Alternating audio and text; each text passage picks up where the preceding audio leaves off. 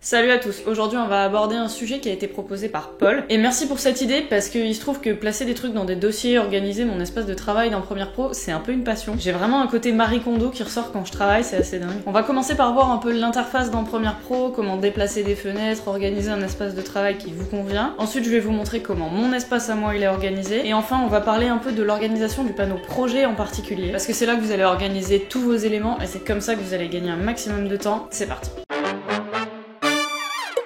Comme vous auriez pas remarqué, j'ai une fenêtre là. Il va vraiment falloir que j'arrive à régler ce problème à un moment. Ok, l'interface de Premiere Pro, elle s'organise avec plusieurs fenêtres, qu'on appelle aussi des panneaux. Il y a des panneaux qui sont très utiles et il y a des panneaux que vous allez jamais utiliser, c'est normal. Il y en a qui servent à rien. Pour déplacer un panneau, vous pouvez attraper au niveau de son nom, juste là par exemple, là c'est le panneau source. Si je reste appuyé dessus, que je clique et que je déplace ce panneau, vous voyez qu'il y a des couleurs qui apparaissent. Si je lâche ma souris au milieu d'un autre panneau, ils vont fusionner. Si je fais la même chose mais que je lâche mon panneau quand la couleur est verte, vous voyez que là ça représente l'endroit où la fenêtre va se placer, ça me crée une nouvelle fenêtre. Donc là en l'occurrence ça prend beaucoup de place. Si vous déplacez une fenêtre sur le côté d'une autre fenêtre, ça va se mettre entre les deux. Et quand vous êtes en train de déplacer une fenêtre, quand vous vous placez au bon endroit, il y a une petite icône qui apparaît à côté de la souris, donc vous savez que quand vous cliquez et que vous déplacez la souris, vous déplacez la fenêtre avec. Vous pouvez évidemment changer la taille aussi de ces fenêtres, donc il faut attraper une des lignes qui correspond à la limite de la fenêtre, et vous la faites glisser pour agrandir ou réduire la taille de la fenêtre.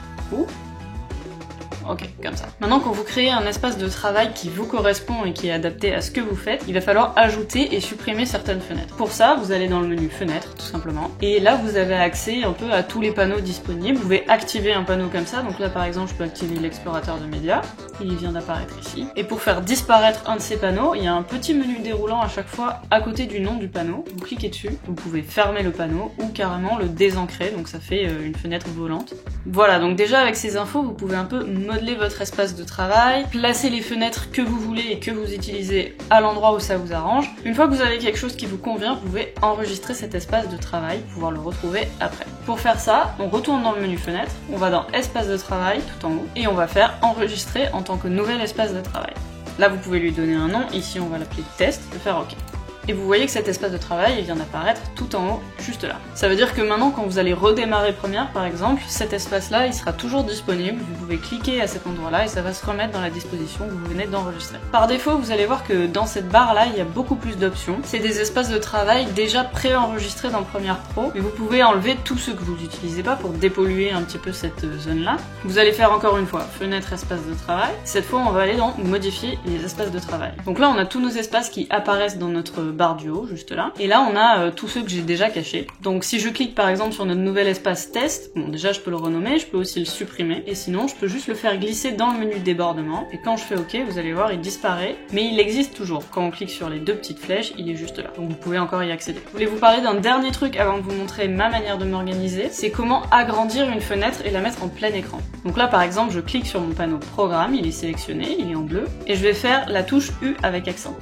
Hop. Vous voyez, ça m'agrandit et ça me met le programme en plein écran. Donc par exemple, quand vous êtes en train de regarder votre montage final, que vous avez qu'un seul écran, ça peut être utile. Ok, maintenant je vais vous montrer comment moi je m'organise et comment je dispose mon espace de travail dans Premiere Pro. Ce que j'essaye de faire principalement, c'est garder un maximum de place pour ma timeline juste là. Par défaut, on a le panneau projet et je crois le panneau effet ou option d'effet aussi en bas à gauche comme ça. Et je trouve que ça rogne en fait pas mal de place pour la timeline, je trouve ça vraiment pas très pratique. Donc j'ai pris cet onglet projet et je l'ai déplacé en haut à gauche. À côté, j'ai enlevé tout ce qui était explorateur, bibliothèque, etc. Tous ces panneaux-là, hop, je les ai virés. J'ai juste gardé le mixage des pistes audio. Quand j'ai besoin de faire un petit peu de mixage, m'assurer que mes niveaux sont corrects. Après, au milieu, j'ai mon panneau programme et mon panneau source. Je les ai regroupés dans la même fenêtre parce qu'en fait, je les utilise jamais ensemble. Soit je suis en train de regarder mes rushs et du coup, j'ai plutôt besoin d'avoir mon panneau source sous les yeux. Soit je suis en train de regarder ce qu'il y a sur ma timeline et donc ça, c'est dans le panneau programme. Sur la fenêtre à droite, j'ai couleur lumétrie, option d'effet et effet qui sont tous au même endroit. Ces trois panneaux que j'utilise vraiment tout le temps ensemble, donc je sais que quand j'ai des modifications à faire sur certains rushs, certains éléments, tout va se passer au même endroit, tout va se passer ici. Donc ça avait du sens de tout regrouper au même endroit. En bas, comme je vous disais, j'ai ma timeline qui prend un maximum de place. À gauche, j'ai les outils et sur la droite, j'ai le vumètre pour garder un œil sur les niveaux audio quand je fais mon montage. Et j'ai aussi créé un deuxième espace de travail pour les vidéos en vertical, donc je vous montre.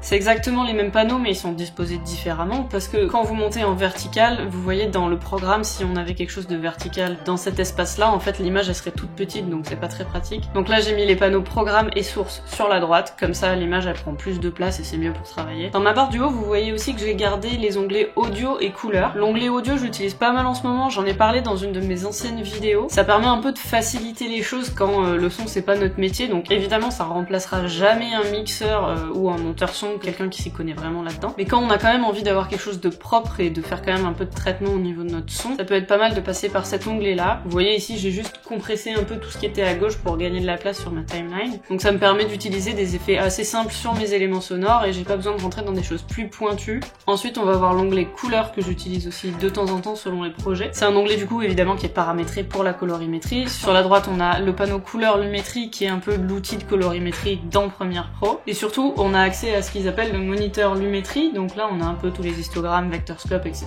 Vous pouvez personnaliser ce moniteur en appuyant sur la petite clé à molette qui est juste là. Moi je suis en préconfiguration tous les modes RGB, donc j'ai accès à tous ces outils là. Donc selon les projets, si vous voulez être bien précis, faire quelque chose de très propre en colorimétrie, l'onglet couleur il est fait pour ça. Et pour moi c'est tout parce que tous les autres espaces je les utilise jamais, donc je les ai cachés comme ça me libère de la place, c'est plus clair. Je vais revenir dans mon espace de travail habituel et je voulais vraiment m'attarder sur l'onglet projet parce que c'est là que vous allez organiser tous vos éléments, c'est là que vous allez vraiment gagner du temps en vous organisant à l'intérieur de cet onglet. Donc dans cet onglet vous allez placer tous vos rushs, tous vos logos, vos animations, les musiques, les sons, tout va là-dedans. C'est ce qu'on appelle un chutier dans un logiciel de montage. Et bien sûr on peut créer des dossiers, donc des chutiers à l'intérieur de ce panneau projet. Il y a juste à cliquer ici, nouveau chutier, ça vous crée un nouveau dossier en fait. Donc c'est vraiment hyper important d'organiser ce côté projet parce que déjà pour vous quand vous cherchez un élément ou quoi que ce soit, il faut pas que ça dure 3 heures, vous allez être super frustré, vous allez vous perdre dans tous vos éléments différents, plus retrouver les choses, vous allez vraiment perdre du temps. Et surtout si quelqu'un a le malheur de récupérer votre projet et qu'il est pas organisé, ça va être le bordel. Et je rigole un peu, mais c'est vrai que ça fait vraiment perdre du temps pour rien en fait, parce que s'organiser dans ce panneau-là, c'est pas très long. C'est un petit peu d'effort, mais vraiment quand on a l'habitude, ça va vite. Et ça fait vraiment gagner du temps sur la suite. Et vous pensez peut-être que ça vous arrivera jamais de réouvrir un nouveau projet dans 6 mois, 1 an, 2 ans, mais ça va vous arriver. Donc pour organiser un petit peu cet onglet-là, déjà je vous conseille de le mettre en mode liste. Donc pour ça, ça se passe ici. Vous avez 2 autres modes possibles, mais je pense que le mode liste c'est vraiment le plus clair. Ensuite, je vous conseille vraiment de garder l'arborescence que vous avez créée dans votre ordinateur. La mienne, elle découle de mon premier boulot. Tout le monde était calqué sur ce format-là d'arborescence, donc forcément j'ai pris le pli. Donc ça commence avec un premier dossier qui contient les rushs. À l'intérieur, ils sont classés soit par journée, soit par type de caméra, avec un dossier spécifique pour le son. Ensuite, on a un dossier projet, donc à l'intérieur, il y a très souvent un projet Premiere Pro et souvent un projet After Effects. Ensuite, on a les sources, donc à l'intérieur de ce dossier-là, si vous mettez vos musiques par exemple, vous créez un dossier à l'intérieur de votre dossier source, vous l'appelez musique, vous mettez vos musiques dedans. Donc pour moi, en fait, c'est tous les éléments qui sont pas des rushs ni des projets, donc ça peut rapidement être le bordel, donc c'est bien de l'organiser quand même à l'intérieur. Ensuite, on a nos exports, et enfin, ça c'est des vignettes, mais ça c'est spécifique à mes dossiers parce que c'est pour YouTube. Dans les versions récentes de Premiere Pro, quand vous glissez un dossier de votre explorateur ou de votre Finder directement dans Premiere Pro, il va garder l'arborescence déjà créée. Donc si je glisse mon dossier Rush dans Premiere Pro, vous voyez, il me garde le dossier Rush qui s'appelle de la même manière, donc 01 Rush, et à l'intérieur, il me garde aussi mes dossiers que j'avais créés. Donc vous n'avez pas à recréer des nouveaux dossiers à chaque fois et recréer votre arborescence, vous avez juste à glisser le dossier à l'intérieur. Ensuite, je vous conseille quand même de créer un dossier pour les séquences, pour pas qu'elles se baladent un peu n'importe où, et parce que vous risquez d'en avoir pas mal, vous risquez de les accumuler. Moi j'ai toujours au moins une séquence synchronisation, un des rushs et après les différentes versions de mon montage. Et à l'intérieur de ce dossier séquence, vous pouvez aussi créer un dossier séquence imbriqué pour pouvoir les placer tout au même endroit. Quand on fait beaucoup d'effets, etc., on a souvent besoin d'imbriquer des séquences et elles ont tendance un peu à se perdre n'importe où. Là on retrouve mes sources. Souvent j'ai aussi un dossier pour les animations After Effects que j'importe d'After. Et il y a une époque où je montais aussi énormément de recettes de cuisine pour un magazine de cuisine. Et on mettait tous les ingrédients et les étapes à l'écran, donc à ce moment-là j'avais aussi un dossier exprès pour les textes. Et selon le projet, je peux aussi avoir un dossier que pour les calques d'effets, par exemple. Voilà, donc ça c'est ma manière de travailler. Après, il y a plein de manières de s'organiser dans Premiere Pro ou dans le montage en général. Il y a des organisations beaucoup plus complexes que ça. Il y a des monteurs qui font des choses